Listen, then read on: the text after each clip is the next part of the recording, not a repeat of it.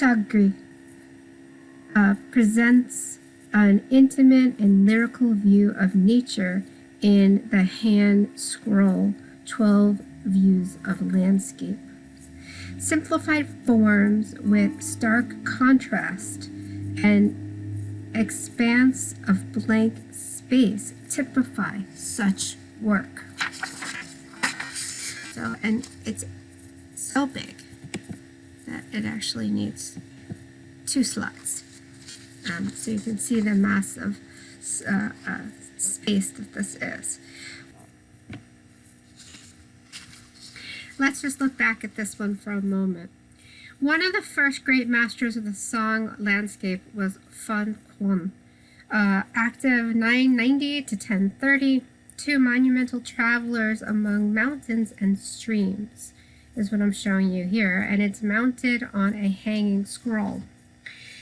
It's regarded as one of the greatest achievements in the history of Chinese art. The composition unfolds in 3 stages, comparable to the 3 acts of a drama, moving step by step as we explore the world of the painting from front to back, top to bottom. A low-lying group of rocks at the bottom establishes an extreme foreground. In anticipation on a small scale, the shape and substance of the mountain to come. The rocks introduce the main theme of the work, much as the first act of a drama introduces the principal characters. In the middle ground, travelers and their mules enter from the right, their size established on human scale. However small we are, how vast is nature. The middle ground is like the second act of a play, shows variation and development. Instead of social mass, the rocks are separated here into 2 groups of waterfalls, or 2 groups by the waterfall. At the right, the rooftops of a temple stand out above the trees. Mist veils the transition to background. The mountains seem to loom up suddenly. Combined is the climactic 3rd act of the drama. As our eyes begin to ascend, the mountain solidifies. Its ponderous weight increases as it bellows upward, finally bursting into sprays of energetic brushstrokes that describe the scrubby growth on the top. To the right, a slender waterfall plummets, not to balance the powerful upward thrust of the sheer face of the mountain, but to enhance its mountainness through linear contrast. The painting as a whole sums up the feeling of climbing a high mountain or imagining views of the world seen from a single fixed vantage point. The goal of the Chinese painting is to precisely do this, to achieve such controlling limits instead of showing a panoramic totally and that transcends any one single viewpoint, to reveal the complexity of nature through multiple viewpoints, distance, all-seeing, and mobile. So here I'm showing you the formats of these scroll paintings.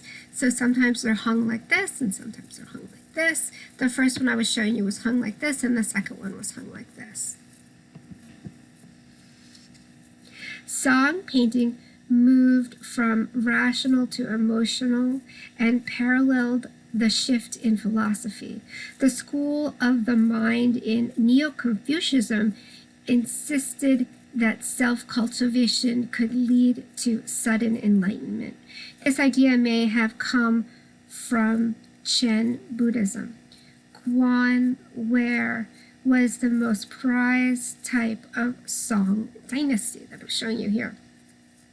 Featured here, the potter allowed the patterns of irregular, spontaneous cracks to appear in the off-white glaze.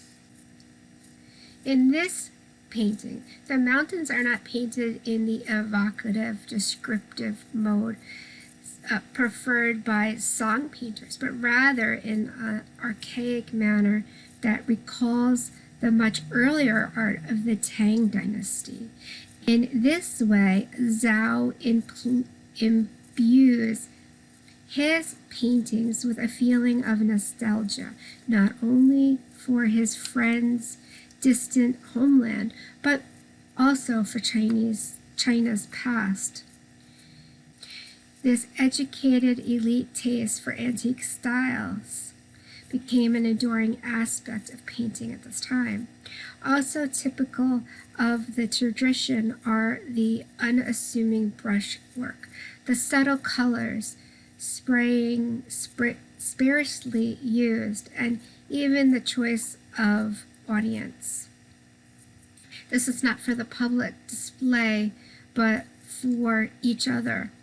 The artist favored hand scrolls, hanging scrolls, or album leaves, which could easily be transported to show a friend or a small gathering.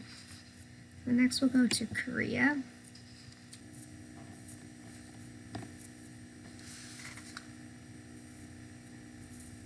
The Goryeo dynasty, who ruled from 918 to 1392, sponsored works in celadon, a pale green glaze applied to a light gray stonework body. Inlay decorations using black and white strips developed distinctive forms. The bottle here displays bamboo and geese on celadon. It would have been used as a storage jar. The Goryeo dynasty sponsored a period of courtly refinement in Korea, best known for exquisite celadon, a high-fire, transparent, pale green glaze, typically applied over a light gray stoneware body. China potters invented celadon glaze as early as the 1st century. The Korean potters were using them by the 8th and 9th century. At first, they emulated Chinese examples, but during the Goryeo dynasty, potters developed distinctive forms, notably inlaid lines, incised or stamped into the clay body, creating underglazed designs in contrasting colors. So here we have this clump of bamboo, and it's intertwined with blossoms from a plum tree on the edge of a lake. And then we have geese swimming and dragonflies fluttering above, and what they would store in jars like this would be wine, vinegar, other liquids, and then we also have a small bell shape, that's not shown here, that would cover the top of the vessel.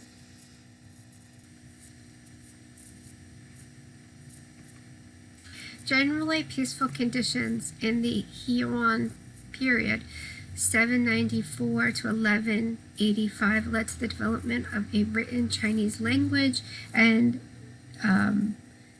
what I'm showing you here is the temple near Kyoto, expressing a Pure Land Buddhists. The Phoenix Hall is the principal building, and its shape evokes the animal for which it's named, phoenix. The central Amida Buddha, carved by Joko, is carved in gold leaf and lacquer. The Japanese fully absorbed and transformed their culture, borrowing from China and Korea during the Heian period. Generally peaceful conditions contributed to a new era of self-refinement.